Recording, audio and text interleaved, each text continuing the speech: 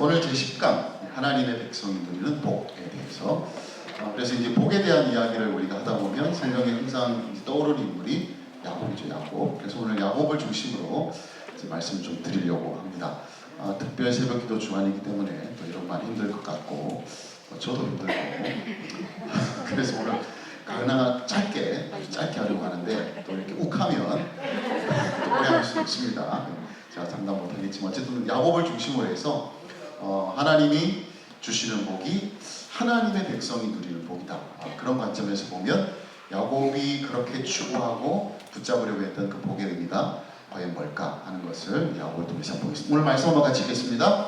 그가 이르되 다시는 야곱이라 부를 것이 아니요 이스라엘이라 부를 것이니 이는 내가 하나님과 및 사람들과 겨루어 이겼습니다. 아멘. 그래서 이제 야곱을 이제 생각하려고 하는데 그냥 야곱으로 건너뛰기에는 한 사람이 눈에 밟히죠. 누구죠? 네? 에서는 얘기할 거고 야곱 전에 아브라함 사이에 이삭. 아브라함 다 가르쳐주는 항상 이삭을 그냥 건너뛰면 조금 섭섭하지 않겠습니까? 그래서 오늘 이삭에 대해서 한번 잠깐 말씀 한번 드리고 야곱으로 넘어가겠습니다. 이삭 한번 잠깐 보시겠습니다. 다음 페이지. 그 이삭을 이제 뭐라고 표현할까? 제가 곰곰이 생각해 보니까 이삭의 스토리는 조금 이렇게 잔잔한 면이 있어요. 좀 조용한 면이 있습니다. 그런데 굉장히 중요해요. 존재가 굉장히 중요합니다. 그러니까 이삭이 한 일은 전혀 없다는 건 아니지만 어쨌든 이삭은 자신이 행한 일로 스토리로 우리에게 뭔가를 이제 전해주는 사람이라기보다는 뭔가 이 존재 자체로 이삭의 존재를 통해서 우리로 하여금 아주 중요한 것을 깨닫게 해주는 그런 사람이 이삭이다. 그래서 이렇게 조용한 언약의 연결고리다. 그러니까 이삭은 하나의 연결고리인데 이 연결고리가 없으면 아무런 의미가 없어요. 그러니까 아브라함과 야곱 사이에 이삭이 있는데 아브라함과 야곱 사이에 이삭이 존재한다는 것이 무엇을 의미하는지를 우리가 잠깐 한번 들여다보려고 합니다. 그 전에 먼저 이삭에 대한 이제 세 가지 중요한 모습들 잠깐 살펴보겠습니다. 먼저 번제단 앞에 이삭이 있고 묵상하는 이삭이 있고 우물 파는 이삭이 있습니다. 그러니까 이삭을 요약하면 이 세 가지로 이렇게 요약할 수 있습니다. 지난번에 살펴본 것처럼 아브라함이 이삭을 번제단에 드릴 때에 그때 이삭의 모습. 그때는 아브라함의 관점에서 그 사건을 이제 들여다봤는데 이제 지난주에 이렇게 마치고 이제 나가는데 우리 김정장 원사님이 그런 얘기 하시더라고요. 이삭은 어떤 이삭은 그 번제로 드려지는 그 순간에 이삭이 그것을 가만히 그 상황을 가만히 묵묵히 그렇게 순종했다는 것 자체가 놀랍지 않냐 그렇게 저한테 말씀하시는 거예요. 그래서 그런 면에서 이제 이삭을 들여다보면 이삭 안에 아주 중요한 믿음이 있었다는 것을 우리가 알 수 있습니다. 아브라함의 믿음에 우리가 초점을 두지만 그 상황을 놓고 보면 그 번제를 드리는 사건 속에 있었던 이삭도 어떤 그런 하나님을 향한 믿음이 아브라함에 이어서 이삭에게도 전해져 있었다는 것을 충분히 짐작할 수 있습니다. 여러분, 아브라함이 이삭을 번제로 바칠 때 이삭의 나이가 어느 정도 됐을 거라고 생각하십니까? 정확하게 알 수는 없지만 대충 청소년 시기다. 10대란 10대. 여러분 중2 아시죠? 중2. 중1 잘 아시죠? 쉽게 말해서 아브라함이 지금 중1을 데리고 100세가 훨씬 넘은 사람이 중2인 아들을 데리고 지금 올라간 거예요. 올라가가지고 쉽게 말해서 이제 번제단에 묶어가지고 이제 번제로 드리려고 하는데 여러분 중2잖아요. 중2. 중2 잘 모르십니까? 중2가 뭐 만약 아버지가 그러면 아저씨 뭐 이랬어요. 이러면서 그 얼마든지 그럴 수 있잖아요. 그죠? 그런 어떤 상황 속에서 이삭이 그런 잠잠함 속에서 그것을 받아들이고 있는 모습. 물론 성경에는 이삭이 아주 얌전히 그리 있었다 그렇게 얘기는 하지 않지만 그렇게 묶여지는 과정을 보면 이삭이 전혀 반항하지 않았다. 순순히 아버지가 하는 대로 자기의 모든 것을 내어 맡겼다라는 것은 우리가 충분히 짐작할 수 있습니다. 그래서 이 번제단 앞에서의 이삭을 우리가 들여다볼 때 이 이삭 안에 아브라함이 가지고 있었던 그 하나님을 향한 믿음이 연결되어져 있고 전달되어져 있었다라는 것을 우리가 알 수 있습니다. 그래서 그 언약의 연결고리라는 말의 의미는 단순히 언약만 연결되어지는 것이 아니라 그 언약에 대한 믿음도 같이 연결되어지는 것이다. 그렇게 볼 수가 있습니다. 그래서 이제 이 번제단 앞에서 이삭을 우리가 한번 그렇게 간단하게 생각해 볼 수 있는데 저는 그런 생각합니다. 성경에는 1차 독자가 있고 제가 이제 이 이야기를 계속하면 반복적으로 나오는 이야기 1차 독자, 2차 독자 이야기가 계속 나올 거예요. 1차 독자는 누구다? 출애굽한 이스라엘 백성들. 지금 모세가 모세오경을 쓸 때 이것을 전달받고 들었던 사람들은 출애굽한 이스라엘 백성들 1차 독자라고 얘기를 합니다. 2차 독자는 누구라? 그 이후의 사람들, 우리를 포함한. 그래서 우리는 쉽게 말해서 2차 독자입니다. 2차 독자. 근데 제가 곰곰이 생각해 보니까 이 번제단 앞에서의 이삭의 모습은 2차 독자인 우리들을 위한 어떤 하나의 어떤 보너스 같은 그런 장면이다. 저는 그런 생각을 해요. 그러니까 1차 독자는 어슴프레이 거의 파악하지 못할 내용들을 2차 독자인 우리들은 이 사건을 통해서 보게 되는 것이라는 거예요. 어떤 걸까요? 요거 맞추시는 분에게는 제가 준비한 거죠. 손 가시죠. 네. 2차 독자인 우리만 알 수 있는 뭔가가 이 안에 있습니다. 뭘까요? 누가 여기서 딱 오버랩이 돼야 되는데 누가 얘기했습니다. 이야, 진짜요. 이게 제가 아끼는 건데 1일 경과 이거는 제 아내에게도 주지 않는 저만 먹는 하나는 질문이 떠오르면 그때 맞추시는 분 드리겠습니다. 예수님이 보인다는 거예요. 예수님이 보인다. 어떻게 예수님이 보이느냐? 이 번제를 드리는 사건을 가만히 들여다보면 거기에 어떤 모습 속에서 예수님은 첫째 누구에게서 예수님의 모습이 보이십니까? 그렇죠. 이삭에게서. 또 누가 얘기하셨죠?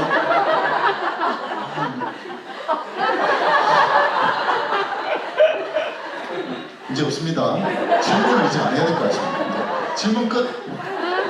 그럼 질문하셔도 대답 안 하시면 좋겠습니다. 줄 게 없습니다. 2개 가져와요. 자, 그래서 이 이삭을 보면 어떤 예수님의 모습이 떠오르죠? 이삭의 위치 자체가 어떻습니까? 어떤 아들이에요? 독자예요. 독자, 그죠? 하나님께서 그에게 독자, 내 독자 이삭 이렇게 말씀하셨어요. 그러면 예수님의 어떤 위치가 보입니까?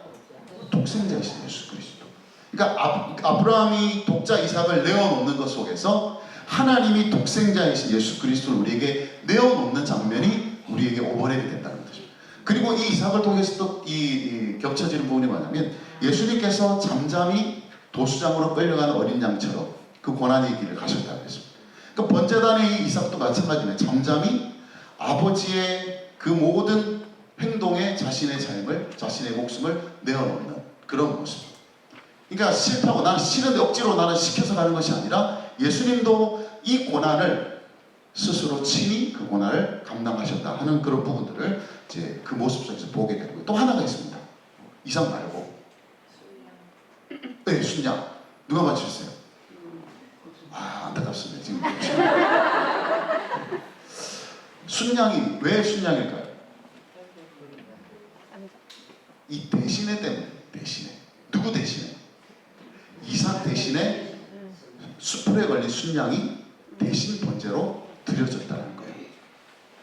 이 대신이라는 게 제가 이제 한번 말씀드린 건 내일도 아마 이제 말씀드릴 거예요. 대신 오늘 제가 말씀드렸나요? 대신에는 복음의 언어라고 얘기했어요. 그죠? 왜 복음의 언어? 우리 대신에 누가? 예수님. 그게 복음이에요. 우리 대신에 예수님 고난 받으시고 우리 대신에 예수님께서 십자가 달려 죽으시고 그 대신에는 복음의 언어인데 이 순양에게서 우리가 대신에라는 복음의 언어를 발견할 수 있다는 거예요. 그래서 이거는 사실 1차 독자는 사실 보기 힘든 내용. 근데 2차 독자는 왜 알 수 있을까? 우리가 예수님이 어떤 분이신지를 신약을 통해서 구체적으로 알고 있으니까. 그래서 그런 관점에서 이 이삭의 번제 사건을 들여다보면 그 보이는 게 있습니다. 그걸 우리가 이제 모형론이다 그런 얘기 하거든요. 구약에서도 예수님의 모습들이 모형적으로 나타나는 그런 모습들이 있다. 그걸 모형론이라고 얘기하는데 그런 어떤 내용으로 들여다보면 이 번제단에서의 이삭에서 우리는 예수님, 그 사건에서 예수님을 우리가 들여다볼 수 있다. 그건 마치 보너스처럼 우리에게 주어진 것이다. 이렇게 가면 빨리 끝나지 않을 것 같은데 죄송합니다. 너무 시간이 많이 가는데 일단 빨리 한번 달려보겠습니다. 제가 말이 빠르죠? 그래서 잘 들리죠? 천천히 하면 더 졸더라고요. 빨리 하면 눈이 동그래져가지고 그래서 이제 좀 달리겠습니다. 그 다음 묵상하는 이삭. 이 묵상하는 이삭은 어떤 장면에서 나오는 걸까요? 응? 결혼할 때. 여러분 이삭은요 기도로 결혼한 사람이 이삭입니다. 이삭. 여러분 그 아브라함이 이제 신부감, 이삭의 신부감을 구하기 위해서 종인 엘리에셀을 보냅니다. 엘리에셀을 보내는데 이 엘리에셀이 완전히 또 기도의 사람이라. 그래서 모든 여정 가운데 기도합니다. 이렇게 만나게 해주시고 만약에 이렇게 하면 내가 하나님께서 예비하신 신부감인 줄 알겠습니다. 그렇게 기도하면서 그렇게 이제 데리고 와요. 그런데 이 엘리에셀만 데려오면서 기도한 게 아니라 이삭도 아주 독특한 장면이 나옵니다. 이 엘리에셀이 리브가를 데리고 돌아오는 길에 그 중간에 이삭이 어떻게 하고 있냐면 이삭이 저물 때 들에 나가 묵상하다가 눈을 들어보내 몸에 낙타가 오는 것이 보이더라. 그 낙타를 통해서 이제 리브가가 오는 거예요. 엘리에셀이 리브가를 데리고 오는 그 장면을 그가 묵상하다가 눈을 들어보게 됩니다. 이 성경에서 묵상이라는 단어가 왜 처음 나와요? 처음 여기서 묵상이라는 단어가 나와요. 그러니까 이 이삭은 결혼하는 과정에서 들에서 묵상하는 그런 묵상의 훈련이 되어 있는 사람이다. 그렇게 볼 수 있다는 거죠. 그래서 저는 이 이삭이 굉장히 나중에 말씀드리겠지만 출발이 좋았던 사람. 정말 그 초반에는 정말 믿음의 사람으로서 좋은 면들을 많이 보여주었던 사람들 그렇게 저는 생각하고 나중에 생각해 보지만 좀 말년은 약간 좀 그렇지 않습니다. 인생이 그런 것 같아요. 처음이 좋으면 끝도 좋고 다 그러면 좋은데 처음이 좋았다가도 끝이 안 좋을 수 있고 처음이 안 좋았다가도 끝이 좋을 수 있고 이게 인생인데 이삭은 출발이 좀 좋았어요. 좀 잘 이렇게 믿음으로 언약의 자녀처럼 약속의 자녀처럼 잘 살다가 이제 뒷부분에 가서 약간 좀 흐려지는 면이 분명히 있습니다. 그리고 이 순간만큼은 이 이삭은 묵상하는 사람입니다. 그래서 그런 우스갯말이 있습니다. 여러분 결혼을 하려면 이미 다 결혼하셨죠? 이거 안 하시는 분 계시네. 연애를 하려면 누구처럼 하라? 야곱처럼 하라. 연애를 하려면 야곱처럼 하라. 여러분 야곱이 결혼하려고 어떤 일까지 했는지 아십니까? 아무도 들지 못하는 우물에 돌이죠. 그걸 혼자 딱 들어서 옮겼다는 거죠. 그리고 14년 동안 결혼하려고 그 라헬을 사랑해가지고 14년을 그 외삼촌 아버님에게 속아서 일했다는 거죠. 이제 그런 열정을 가지고 연애하라 그런 얘기였고 그 다음에 결혼은 누구처럼 하라? 이삭처럼 하라. 기도하면서 묵상하면서 대놓고 그냥 결혼하지 말고 기도 묵상 가운데에서 후회하시는 분이 몇 분 계시는 것 같은데 그리고 마지막에 결혼 생활은 누구처럼 하라? 결혼 생활 아브라함처럼 하라. 아브라함이 굉장히 뒤숭 많이 떨거든요. 두 번이나 자기 아내가 내 아내가 아니라고 그렇게 누이가 틀린 말은 아니지만 쉽게 말해서 이제 내 아내가 아니다 이 말이죠. 여러분 그걸 듣고 여러분 그냥 봐줄 수 있는 분이 여기 좀 계십니까 혹시? 내 아내가 아닙니다라고 말하는 남편을 두 번이나 여러분 용서하실 수 있겠습니까? 그러기 좀 힘들죠, 그죠? 그 배신감. 근데 이제 이 아브라함이 그런 두 번이나 실수를 해도 사라는 여전히 아브라함에게 뭐라고 부르느냐? 주여라고 부르는 주여. 이렇게 말하면 아주 이기적으로 생각돼. 남자 위주로 제가 말씀드린 겁니다. 그러니까 남자의 입장에서 보면 이런 우스갯소리가 있다는 거죠. 우리가 연애는 야곱처럼 하고 결혼은 이삭처럼 하고 결혼 생활은 아브라함처럼 해라 이렇게 하는데 어쨌든 이 이삭을 통해서 우리가 들여다보는 가장 중요한 부분들은 그가 인생에 있어서 중요한 부분들을 기도하고 묵상하는 가운데서 그가 시간들을 들여왔다는 걸 우리가 알 수가 있고요. 마지막으로 이제 우물 파는 이삭은 지난번에 한번 얘기를 했죠. 이삭의 행동 중에 아주 중요한 행동은 우물을 계속 팠다는 거예요. 여러분이 이삭도 좀 아버지를 닮아서 그랬는지 이삭도 쉽게 말해서 자기 리브가를 또 아내라고 안 하고 또 누이라고 이건 왜 있었는지 왜 유전인가요 이게? 이상하죠. 아버지도 두 번 그랬는데 그렇지 자기는 한 번밖에 안 해서 그래도 위안을 얻을지 모르겠죠. 이삭도 리브가가 자기 아내가 아니라고 그렇게 자기 누이라고 그렇게 속이면서 그렇게 그랄 지역에 있다가 이제 그게 발각이 되고 그래서 막 우여곡절을 겪다가 어쨌든 이제 그랄 지역에서 그래도 하나님 그에게 복을 주셔서 부자가 됩니다. 그 부자가 되니까 이제 블레셋 사람들이 이제 시기가 나죠. 질투가 나죠. 그래서 나가라고 했어. 자꾸 밀어냅니다. 그 땅에서.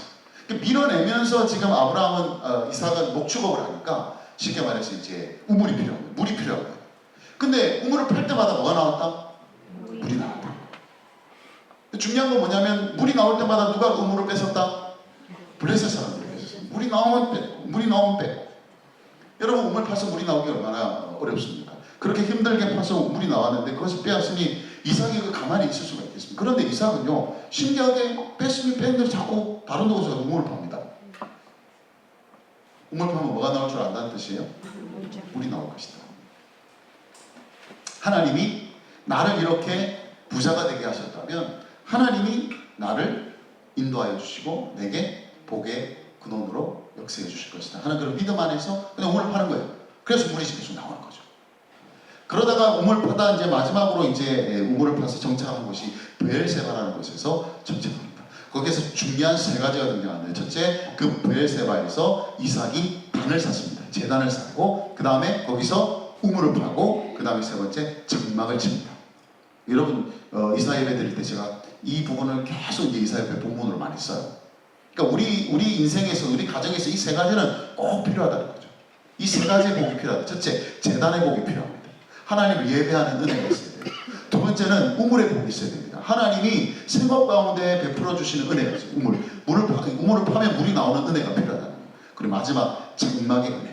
하나님께서 그 가정 가운데서 하나님 주시는 은혜가 필요하다. 이 세 가지가 우리 성도들이 누리는 세 가지 복이다. 그걸 이제 이삭이 보여준다는 것이죠. 그런데 이게 이제 이삭의 어떤 그 내용 스토리라고 본다면 또 우리가 이제 중요한 생각하는 게 뭐니? 출애굽한 이스라엘 백성들 1차 독자가 이 이삭의 이야기를 들었을 때에 무엇을 들어야 했을까 하는 내용이 바로 저기 있는 내용입니다. 그러니까 쉽게 말해서 이삭은 어떤 존재냐? 이삭은 이스마엘과 구별되는 존재로 이스라엘 백성들에게 알려져야 된다는 거예요. 여러분 이스마엘은 쉽게 말해서 이삭이 태어나기 전에 하갈을 통해서 아브라함이 낳은 자녀가 이스마엘입니다. 그런데 이스마엘은 아니라고 합니다. 하나님은 반드시 사라를 통해서 낳은 아들이 언약의 후손이 언약의 계승자가 될 것이다 말씀하셨어요. 그래서 이스마엘이 태어났을 때에 이 이스마엘은 결코 이 약속을 유업으로 받지 못할 것이다. 그래서 내보냈습니다. 이 이스마엘 누굽니까 지금? 그 당시 아라비아 사람들, 지금으로 말하면 중동 사람들. 그 이스마엘의 후예가 중동 사람들입니다. 네. 그래서 이 아라비아 사람은 출애굽한 이스라엘 백성들이 자기 이제 주변에 이제 위치할 민족이 바로 저 아라비아 사람이에요. 그 이스마엘과 구별되는 존재로서 세움받은 자기의 정체성을 위해서 이삭은 이 이스마엘과 구별되는 존재로 그들에게 알려졌다. 그렇게 보는 것이고요. 두 번째는 뭐냐면 에서와 야곱을 구별시킨 존재다. 그러니까 아까는 이스마엘과 구별된 존재였지만 두 번째로는 에서와 야곱을 구별시킨 존재라는 거예요. 그러니까 에서가 아니라 야곱을 통해서 이 언약의 계승이 일어날 것이다 라고 말하면서 이 에서는 누구의 후예다? 어떤 어느 민족으로 발전했다? 에돔입니다. 여러분 이스라엘 백성들이 출애굽한 이스라엘 백성들이 지나가다가 누굴 만날까요? 에돔을 만나요. 에돔. 그럼 그 에돔을 이 이야기를 통해서 아는 겁니다. 저 에돔은 바로 우리의 조상인 야곱과 함께 형제였다가 우리가 그 언약의 후손으로 그렇게 이어졌던, 그래서 구별되어져서 나갔던 존재 사람들이구나 라는 것을 알게 된 거죠. 그래서 이런 구별을 통해서 하나님이 이스라엘을 하나님의 언약 백성으로 세워가신다는 것을 이 이삭의 이야기를 통해서 보는 것이 첫 번째고, 두 번째는 뭐냐면 아까도 말한 언약의 연결고리입니다. 여러분 성경을 들여다보시면 이 표현이 굉장히 많이 나옵니다. 아브라함과 이삭과 야곱의 하나님, 아브라함과 이삭과 야곱의 하나님, 하나님이 언약을 주시는데 아브라함과 이삭, 이게 계속해서 등장합니다. 곳곳마다 이 표현이 나와요. 아브라함과 이삭과 야곱의 하나님, 하나님의 나라 이스라엘에 대한 하나님의 축복, 언약, 이런 것들을 설명할 때마다 누가 등장하냐면 아브라함과 이삭과 야곱, 이 세 명이 항상 등장해요.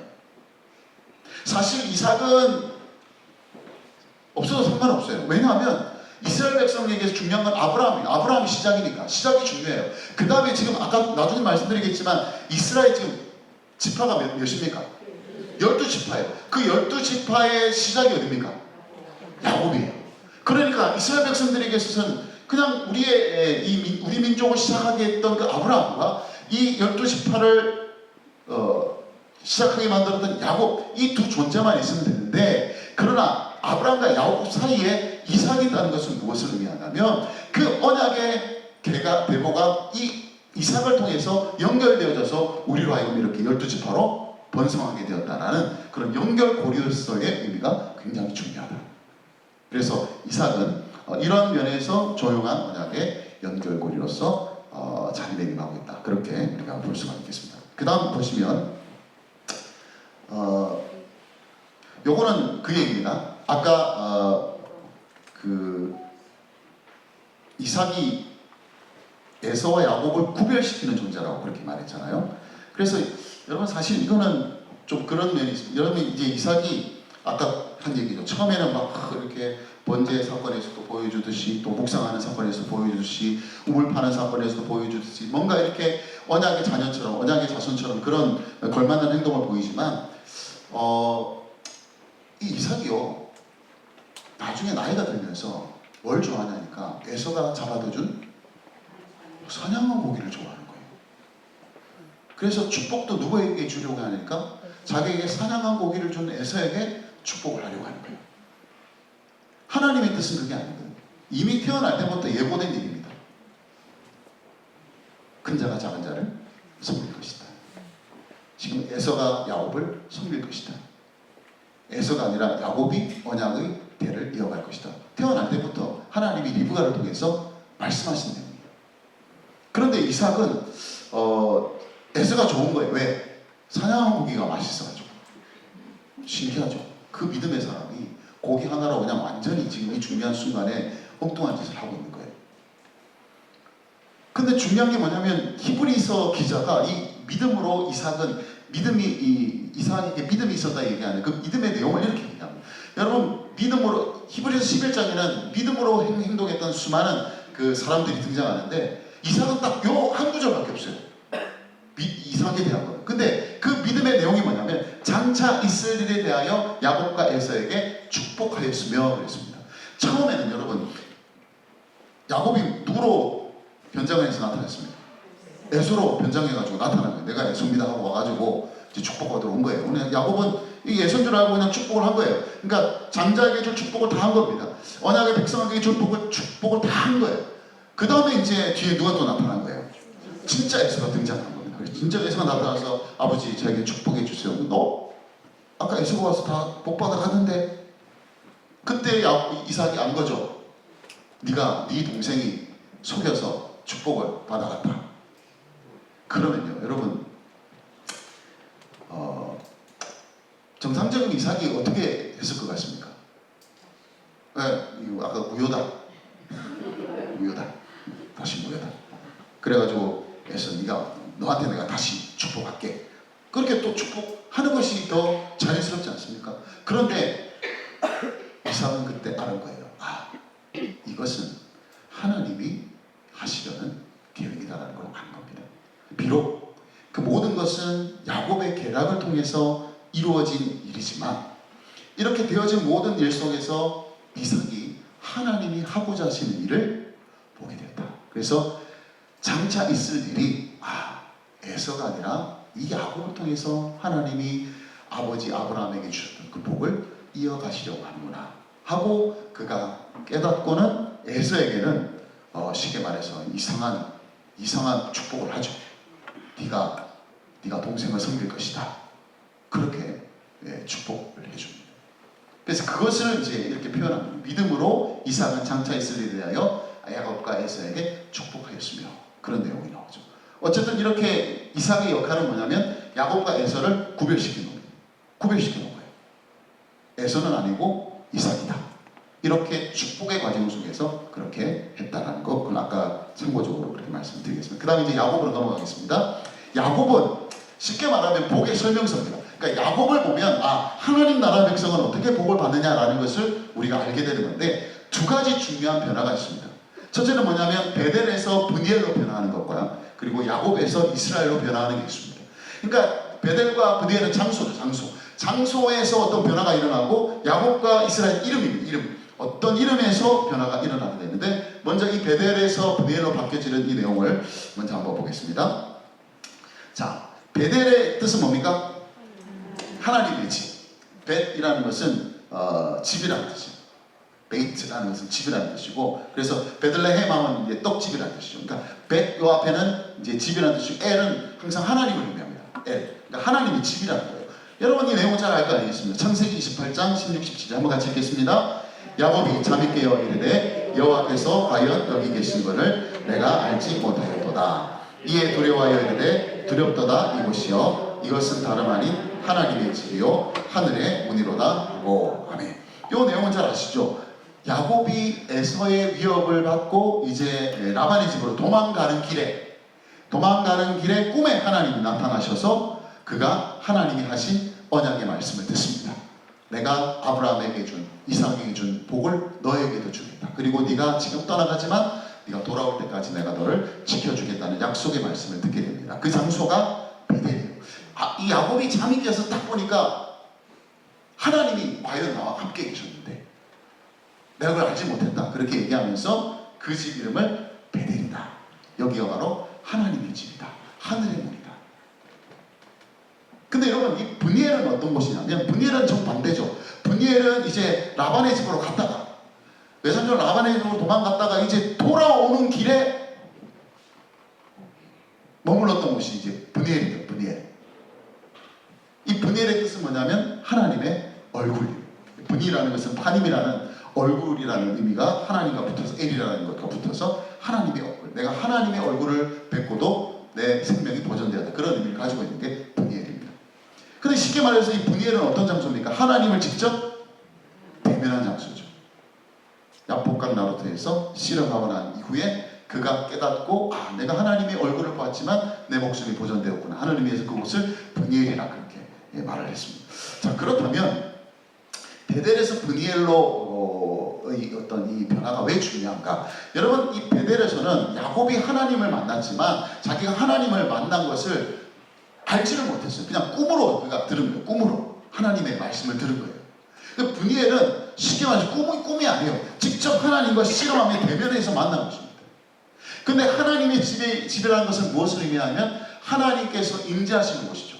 하나님의 집은 하나님이 임재하시는 곳. 하늘의 문이라는 말은 뭡니까? 하나님이 들어오신다는 거예요. 그래서 하나님이 머물게 되는 곳이 하나님의 집이라는 거죠. 하나님의 임재를 상징하는 거죠. 그래서 성소를 뭐라고 부르냐면 하나님의 집이라고 그렇게 부릅니다. 그런데 하나님의 얼굴은 뭘 의미하냐면 하나님이 우리 인생에게 주시는 축복을 얼굴로 표현합니다. 그러니까 얼굴이 우리에게 비춰졌다는 말은 하나님의 축복이 우리에게 주어진다. 그래서 여러분 민수기 6장에 보면 아론의 축복이 나오는데 두 번째, 세 번째가 뭡니까? 그 얼굴을 내게로 비추사 은혜 베푸시기를 원하고 그 얼굴을 너에게로 향하여 드사 평강 주시기를 원하고 그 은혜와 평강이 뭐가 관계가 있습니까? 하나님의 얼굴과 관계가 있다. 하나님의 얼굴이 비추어졌다. 하나님의 얼굴을 드셨다는 것은 그 하나님의 축복이 그것을 보는 사람에게 주어지는 것을 의미합니다. 그래서 사도 바울이 서신서를 쓸 때마다 항상 너희에게 두 가지가 있기를 강구했습니다. 첫 마디가 너에게 은혜와 평강이 있기를 원하노라. 은혜와 평강이 있기를 원하노라. 하나님의 얼굴에 가장 중요한 것은 하나님의 은혜와 하나님의 평강이 주어지는 가장 중요한 것이 하나님의 얼굴이다. 그러니까 하나님의 얼굴을 본다는 것은 그런 의미가 있다. 결국 베델이 브니엘로 바뀌었다는 말의 의미는 뭐냐면 하나님이 임재하는 그곳에서 하나님의 얼굴을 보는 것이 중요하다는 겁니다. 우리가 하나님의 집에 있는 것이 중요한 게 아니라 하나님의 집에 있으면서 그분의 얼굴을 보는 것이 중요하다. 나중에 말씀드리겠지만 예배라는 것은 그런 것입니다. 우리가 예배라는 것은 하나님의 집에 들어가는 거잖아요. 하나님의 집에서 우리가 하나님의 임재를 기다리는 거 아니겠습니까? 그러면 우리가 단순히 하나님의 집에 들어가는 것이 전부가 아니라 그 속에서 하나님의 얼굴을 우리가 보는 것이 필요해요. 베델에서 브니엘로 간다는 것은 무슨 말이냐면 베델이라는 하나님의 그 집에서 브니엘이라는 하나님의 얼굴을 뵙게 될 때 그때 비로소 우리에게 주어지는 그 축복, 예배 복이 바로 그런 것이라는 거. 여러분 예배 드린다고 해서 다 복을 드리는 게 아닙니다. 여러분 예배 드리러 교회 왔다고 해서 다 은혜 받고 돌아가는 거 아니에요. 그곳에서 하나님의 얼굴을 보는, 하나님의 은혜를 경험하고 하나님의 평강을 경험할 수 있는 그런 브니엘이 그곳이 되어야 한다라는 것을 이제 보여준 것이죠. 이게 쉽게 말해서 이 중요한 전환점입니다. 베델에서 브니엘로 바뀌게 된 전환점이고, 두 번째로 이름에 대한 이야기. 이제 사실은 뭐 제일 중요한 게 이름입니다. 이름이 중요한데, 야곱의 이름은 뭡니까? 붙잡는 자. 이스라엘은 이기는 자, 이기는 자. 붙잡는 자, 이기는 자. 그러니까 이게 쉽게 말해서 정체성이 이제 바뀌었다는 거예요. 이름은 하나의 정체성을 의미하는데, 야곱이라는 정체성에서 이스라엘이라는 정체성으로 바뀌었고, 그래서 야곱이라는 이름의 뜻은, 야곱이 쉽게 말해서 야복강 라도타에서 하나님과 씨름하면서 그 과정이 있기 전까지는 야곱은 항상 하나님이 아닌 무언가를 붙잡음으로써 하나님이 주시는 복을 누리려고 했다는 것을 알 수가 있습니다. 야곱이 하나님의 복을 사모했습니다. 야곱은 하나님의 복을 받고 싶어 했어요. 그런데 그 하나님의 복을 받는 방식이 잘못되었습니다. 그러니까 하나님의 복을 받으려면 하나님을 잡아야 되는데, 하나님의 복을 받기 위해서 자꾸 엉뚱한 사람을 잡아요. 대표적으로 누굴 잡았습니까? 에서를 잡았어요. 에서를 잡았어요. 에서를 내가 잡으면 하나님의 복이 내 것이 되는 줄 알았어요. 내가 형의 발꿈치를 잡으면 하나님의 복은 내 것이 될 줄 알았습니다. 근데 정말 하나님의 복이 내 것이 되는 것은 에서를 잡아야 되는 문제가 아니라 하나님을 잡아야 되는 문제. 그래서 야복강에서 하나님과 씨름했다는 것은 그런 의미가 있습니다. 야곱이 그때야 하나님을 붙잡게 되었다는 거죠. 여러분, 씨름의 특징이 재밌지 않습니까? 여러분, 이 창세기를 이제 통해서 보는, 이 내용을 통해서 보는 것은 참 절묘하다. 야곱은 붙잡는 사람, 이름 자체가 붙잡는 사람이에요. 근데 그 야곱이 야복강이라는, 야복도 아주 이렇게 그 야복 비슷한 이름을 가지고 있어요. 히브리어적으로도. 그런데 그 내용도 뭐냐? 씨름한다, 씨름한다. 이게 뭔가 이게 연결되는 것처럼 보입니다. 야곱이 뭔가를 붙잡는 사람이었는데, 그런데 결국 그가 붙잡아야 했던 분은 바로 하나님을 붙잡아야 했다라는 것을 보여주는 것처럼 그런 의미가 있고, 그래서 결국 복을 받는 것은 야곱의 방식이 있고 이스라엘의 방식이 있다 알 수 있습니다. 야곱의 방식은 뭐냐면, 내가 하나님의 복을 누리기 위해서 수단과 방법을 가리지 않고 내 계력과 내 음모와 내 생각과 내 경험을 의지해서 무엇인가를 해보려고 하는 그런 삶의 방식이 바로 야곱의 방식이에요. 이스라엘 방식은 뭡니까? 하나님을 붙잡고 하나님을 의지하고 하나님을 바라봄으로써 그분이 주시는 복을 누리게 되는 것이 이스라엘의 방식이라는 거예요. 그래서 여러분, 야곱은, 저는 그렇게 생각합니다. 야곱은 참 우리에게는 참 친근함을 주는 캐릭터다, 그런 생각을 합니다. 왜냐하면 여러분, 그 야곱은 지금 우리하고 비슷한 게 많아요, 그죠? 우리랑 비슷한 게 많습니다. 여러분, 뭐 이제 얼굴도 잘생기고 키도 크고 집안 배경도 좋고 거기다가 공부까지 안 하면 이런 사람을 어떻게 뭐라고 얘기합니까? 네? 재수없다, 재수없다. 재수없다. 아니 뭐 하나라도 좀 빠져야 괜찮은데 다 가지고 있어요.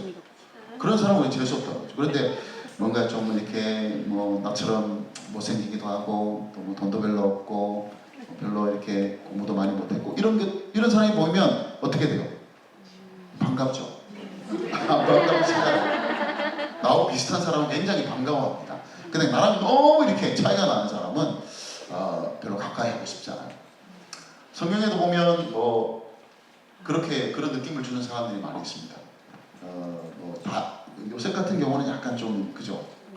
초반에는 좀 이렇게 밉보이는 짓을 했지만 이제 요셉의 인생을 보면 좀 결점이 별로 없어 보이고 그렇죠. 근데 야곱은요, 야곱 보면 진짜 너무 비슷해요. 우리랑 너무 비슷해요. 막 섞여 있어요. 섞여 있어. 이게 믿음 있는 것 같이 보였다가 이게 막 지 맘대로 사는 것처럼 보이고 막 이게 섞여 있어요. 여러분, 처음에 야곱이 에서에게 그 하나님의 복을 누리기 위해 에서에게 한 행동을 한번 보십시오. 그죠? 팥죽을 가지고 이제 장작을 사기도 하고. 그 다음에 이제 아버지를 속이고 혼도 속이고 해가지고 막 털 붙이고 막 난리를 쳐가지고 자기가 에서인 것처럼 축복도 받고. 그러다가 이제 외삼촌 라반의 집으로 도망을 갔는데 거기 임자 만난 거예요. 거기서 자기를 능가하는 사기꾼을 만난 거예요. 20년 동안 막 죽도록 막 일만 하고 임금도 막 그 봉급도 막 10번이나 막 속이고 자기가 속이는데 대가인데 자기가 이제 속임을 당하는 거예요. 근데 그 과정에서 이제 야곱이 좀 뭔가 깨달아야 하지 않겠습니까? 내가 참 지금까지 속이는 삶을 살았는데 내가 속아보니까 야, 내가 참 나쁜 놈이었구나. 그래야 될 것 같은데 꼭 그렇게 될 것 같지도 않아요. 그렇게 해서 이제 하나님이 그래도 은혜를 주셔가지고 거기서 또 많은 이제 부자가 이제 부를 얻게 하셨는데 이제 돌아오는 길에 보면 이제 야곱의 캐릭터가 그냥 다 나옵니다. 여러분 이제 야곱이 이제 고향으로 돌아오는 길입니다. 제일 먼저 한 게 뭡니까? 야곱이 사자들을 누구에게 보냅니까? 에서에게 딱 보내요. 에서에게 딱. 지금 뭐 하겠다는 겁니까? 한번 이제 간을 한번 보겠다 이거죠. 지금 에서가 지금 어떤 마음인지 내가 지금 완전히 죽일 놈이 돼가지고 지금 도망갔다 지금 돌아오는데 지금도 에서가 어떤 마음, 형이 어떤 마음을 가지고 있나 한번 떠보려고 좀 알아보려고 정보를 파악하기 위해서 사자를 딱 보냅니다. 그리고는 딱 가서 이제 막 이제 내 얘기를 잘해라. 동생이 돌아왔는데 막 그냥 막 조언만 해가지고 막 이렇게 선물도 막 해가지고 막 보내죠. 그런데 사자가 이제 와서 보고를 하는데 에서 형이 400명을 데리고 지금 마중 나오고 있습니다. 여러분 동생 맞으러 나오는데 400명을 데리고 올 이유가 뭐예요? 400명이나 데려올 이유가 없잖아요. 딱 야곱은 눈치챈 겁니다. 큰일 났구나. 내가 죽겠구나 싶은 생각이 들었던 거죠. 그래서 이제 불안한 마음에 그때 이제 야곱이 이제 기도합니다. 기도해요. 약복강에서 기도하기 전에 또 먼저 기도했어요. 기도하는데 막 멋진 기도를 합니다. 그냥 하나님이 하신 약속 붙들고 기도하는 거예요. 하나님이 약속하지 않으셨습니까? 하나님이 이 땅으로 돌아오게 하시겠다고 약속하지 않으셨습니까? 아주 그냥 하나님이 꼼짝 못할 기도를 드려요.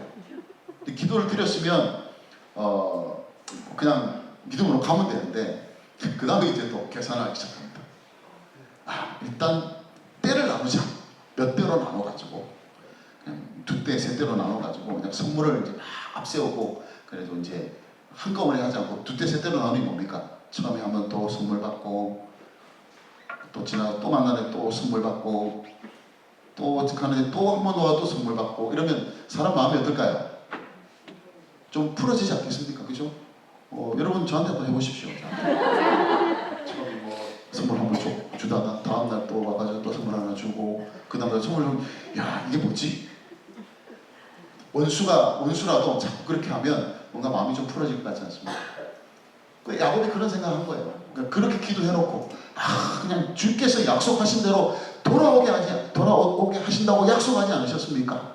하고 기도를 잘 해놓고는 그 다음 또 이제 모략을 쓰는 때로 나눠가지고 막 이 형의 마음을 한번 달래보려고 막 그렇게 하고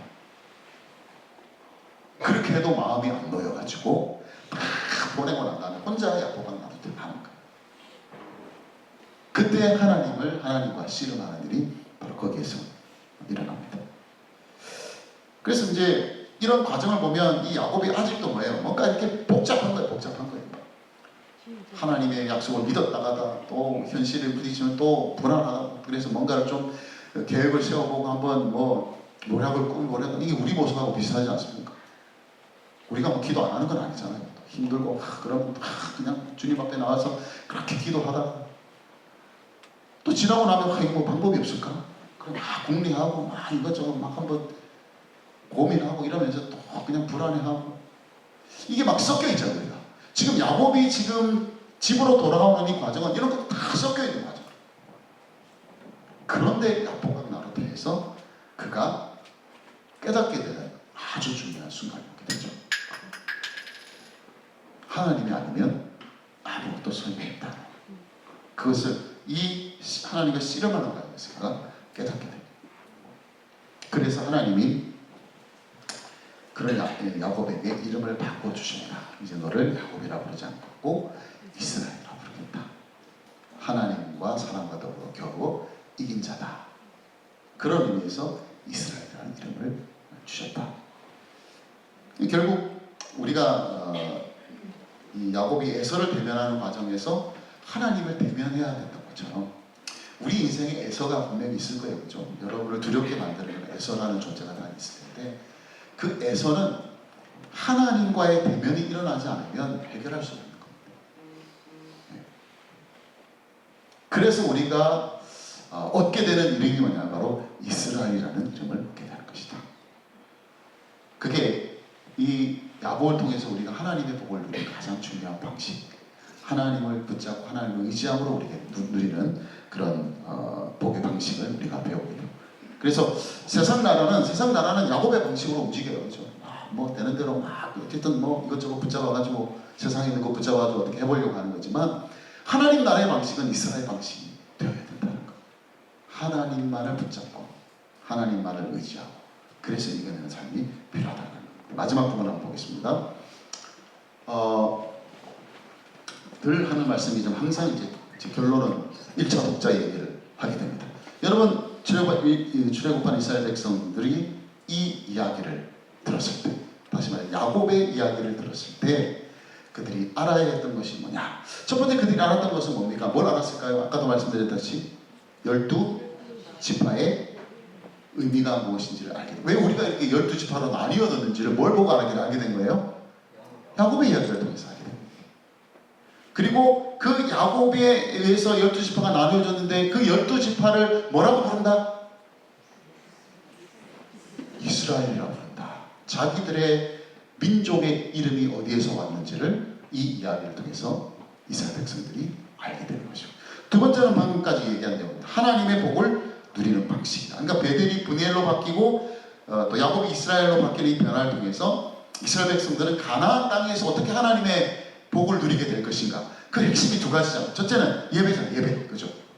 그래서 출애굽할 때 선막을 주셨잖아요. 제사법을 가르쳐 주셨습니다. 가나안 땅에 들어가서 하나님께 복을 받는 방식은 첫째 예배다. 쉽게 말해서 베델이 분이엘로 바뀌게 되는 그 일들이 가나안 땅에서 일어나야 된다. 왜냐하면 그것이 하나님을 예배하는 그 과정 속에서 하나님의 얼굴을 뵙는 과정 속에서 너희들이 복을 누리게 될 것이기 때문에 그렇다는 것이고, 두 번째는 너희들이 이제 가나안 땅에 들어가면 거기에 수많은 우상들이 존재하게 될 텐데 그거 붙잡지 말고 하나님을 붙잡고 살라는 거예요. 그러니까 이스라엘 백성들이 가나안 땅에서 하나님의 복을 받는 방식이 두 가지입니다. 예배를 통해서, 둘째는 우상을 숭배하지 않는 것을 통해서. 반대로 얘기하면 이 두 가지가 무너지면 이스라엘 백성들이 아무리 약속의 땅 가나안에 들어가도 하나님의 복을 누릴 수 없다라는 것을 이 야곱의 이야기를 통해서 보여주고 있다. 그렇게 볼 수 있고, 마지막으로 가나안으로 가는 여정 쉽지 않을 것이다. 그런데 꼭 가야 된다. 이 이야기를 이 야곱의 여정을 통해서 보여요. 여러분, 야곱이 가난한 게 아닙니다. 그죠? 야곱이 뭐 이렇게 가진 게 없어가지고 지금 막 힘들어하는 게 아니에요. 외삼촌 라반에게 너무 많이 속임을 당해가지고 손해를 많이 봤지만 하나님이 은혜를 주셔가지고 야곱이 그곳에서 자기가 큰 부자가 됐어요. 부자가 돼서 나온 거예요. 근데 가려고 하니까 누가 있어요? 에서가 있잖아요. 에서라는 존재가 있으니까 가려니까 너무 부담스러운 거예요. 가다가 죽을 수도 있는 거예요. 그러면 우리 생각에는 굳이 거기 안 가도 되잖아요. 돈도 많은데 다른 곳에 가면 되잖아요. 에서 없는 곳으로 가면 되잖아요. 그런데 굳이 야곱이 에서가 있는 곳으로 갑니다. 왜냐하면 그곳이 하나님이 약속하신 땅이기 때문에.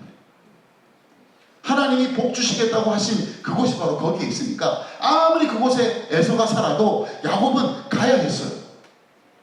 그래서 야포강 나루터에서 그냥 막 환도뼈가 부러지는 그런 고투를 겪으면서 그렇게 하나님을 붙잡으면서 결국 에서랑 대면하고 그래서 화해하고 그래서 그곳에 살게 되는 이 일련의 과정이 너무 힘들잖아요. 우리 야곱의 입장으로 돌아가 보면 굳이 내가 왜 이렇게 해야 되나? 내가 못 사는 것도 아니고 내가 돈이 없는 것도 아니고 내가 왜 굳이 에서 제 형이 지금 서슬퍼런 그런 칼을 갈고 있는 형한테 내가 왜 가야 되느냐? 내가 딴 데로 가면 되지. 그런데 가야 한다는 이유를 보여준 거예요. 여러분, 이스라엘 백성들이 출애굽했는데 그냥 룰루랄라 하고 그냥 걸어갔을까요? 우리 이스라엘 성지순례 가듯이 이렇게 관광버스 타고 쫙 이렇게 광야를 지나가지고 그렇게 들어갔었을까요? 아니에요. 여러분, 그 가는 과정이 얼마나 힘들었겠습니까? 그래서 그들이 마주했던 한 중요한 존재가 있습니다. 누가 있죠? 가나안으로 들어가는 과정에서 이스라엘 백성들이 만났던 에서와 같은 존재가 있습니다. 누굽니까? 안악자손. 이스라엘 백성들이 40년을 더 광야에서 고생하게 만들었던 그 안악자손. 여러분, 이스라엘 백성들이 가다가 우리가 꼭 저걸 가야 됩니다. 저 안악자손이 사는데 굳이 우리가 저 안악자손이 사는 저 길로 지나가야 되겠습니까? 우리 다른 데서 가면 살면 안 되겠습니까? 얼마든지 그렇게 얘기하시지 않습니까? 굳이 우리가 이렇게 쉽게 말하면 이스라엘 백성들은 군대가 아니잖아요. 뭐 군대 조직으로 꾸미긴 꾸몄지만 여러분 뭐 노예 생활하던 이스라엘 백성들이 뭐 전투를 제대로 할 수 있었겠습니까? 무슨 전쟁을 치를 수 있었겠어요? 다 하나님의 은혜로 아말렉 족속도 물리치고 시온과 혼도 그렇게 물리치고 그렇게 한 거지, 그들이 뭐 막강한 군대가 있어서 그런 게 아니거든요. 그런데 지금 그 길로 가는 그 길에 마치 에서처럼 지금 아낙 자손들이 거인들이 살고 있단 말이죠. 그러니까 그런 마음 생기잖아요. 그래서 실제로 그런 마음이 생겼지 않았습니까? 정당군이 와서 보고하니까 저기 아낙 자손 살더라, 감으로 다 죽는다. 그러니까 우리가 돌아가자. 굳이 우리가 저기 가서 죽을 이유가 뭐예요? 그래, 어떤 의미에서는 모세는 이 야곱이 그렇게 고향으로 돌아가는 과정 속에서 일어나는 일들을 통해서 뭔가 이스라엘 백성들이 볼 수 있기를 원했다면 그게 뭐겠습니까? 우리가 아무리 에서 같은 존재, 아낙 자손과 같은 존재가 있어도 우리는 반드시 어디로 가야 된다? 가나안으로 가야 된다. 왜냐하면 그것은 아브라함에게 주신 약속의 땅이고 그 땅에서 우리가 존재하게 될 때 하나님이 복을 주시겠다고 하셨으니까. 그리고 우리가 하나님을 붙잡고 가면 능히 그곳으로 갈 수 있으니까. 그랬는데 이스라엘 백성들은 야곱과 같은 길을 가지 않았다라는 것을 우리가 그들의 역사를 통해서 우리가 보게 됩니다. 그래서 결국 야곱이 이스라엘로 바뀌는 이 과정을 통해서 이스라엘 백성들이 보아야 했던 가장 중요한 부분들은 그들이 하나님의 나라로서 우리가 존재하게 된다는 것. 어디서요? 가나안 땅에서 존재하게 된다는 것. 그래서 그곳에서 하나님의 복을 누리는, 하나님 나라의 백성의 복을 누리는 방식은 바로 예배를 통해서, 분이엘이라는 하나님을 대면하여 하나님의 얼굴을 뵙는 예배를 통해서, 그리고 야복음나를 통해서 하나님을 그렇게 붙잡았던 그 모습을 통해서 우리가 하나님의 복을 누린다면 결국 이 시대를 살아가는 저와 여러분도 똑같습니다. 우리도 하나님의 백성이잖아요. 그렇죠? 하나님의 백성. 하나님의 백성으로서 우리가 그분을 섬기는 과정에서 누리는 복은 이 이스라엘 백성들과 다를 게 하나도 없다. 그래서 오늘도 그렇게 우리는 예배를 드리고 오늘도 우리는 그렇게 하나님을 붙잡으면서 그렇게 나아갑니다.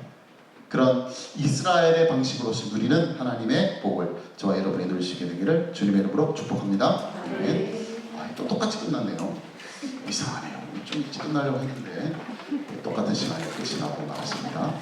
마지막으로 우리 기도하고 마칠 수 있도록 하겠습니다. 우리 하나님의 복을